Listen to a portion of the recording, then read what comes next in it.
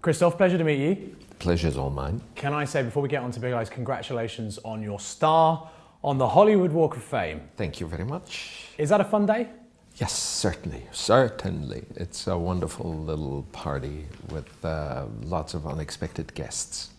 Was Quentin, what happens there? Do you call them and say, hey buddy, I'd really like you to do this, or is it all sorts of... No, it's better organized than that, yeah. But it is an almost sort of an occasion amongst friends, yeah. It's lovely. It's very light and unofficious, and a wonderful place it is, and a wonderful party. So, yeah. Now, one of the things Quentin said when he talked about you is how you're not a fussy actor. You're not a diva. You're not hard to work with. You get on with the job.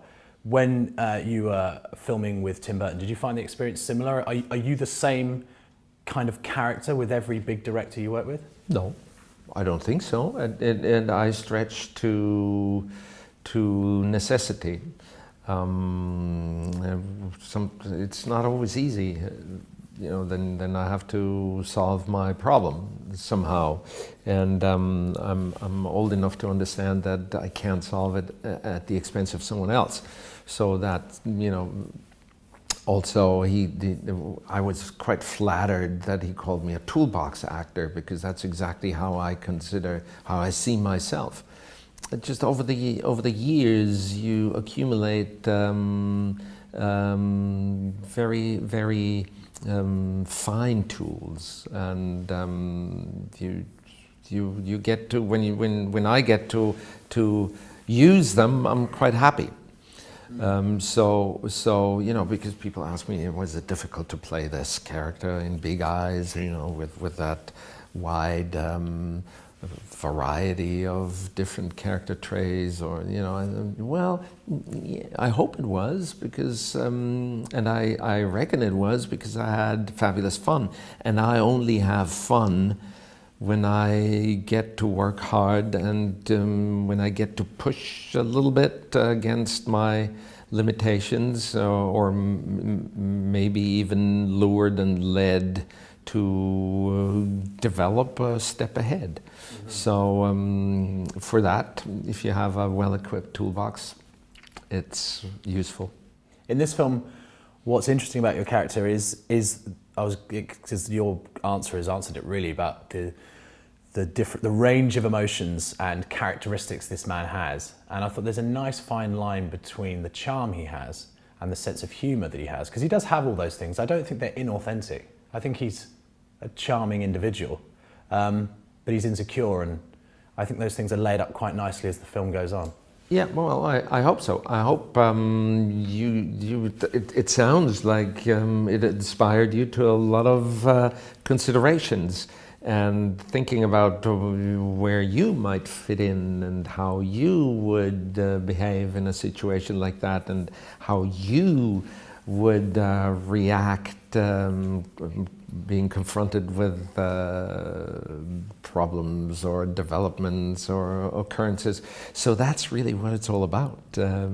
It's all for you to identify. Mm-hmm. or oppose, but anyway, to take some stance, one or the other. Yeah, well, I just think it'd be very easy to think that.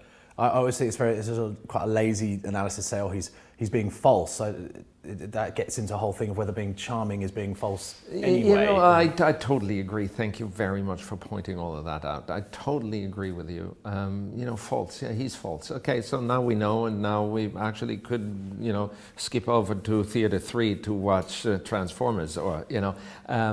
Don't do that. You know, nobody wants that. Exactly. No. It's you're absolutely right. False is a verdict that finishes the story in a way, because then we've arrived at what we now found out. And thank you very much.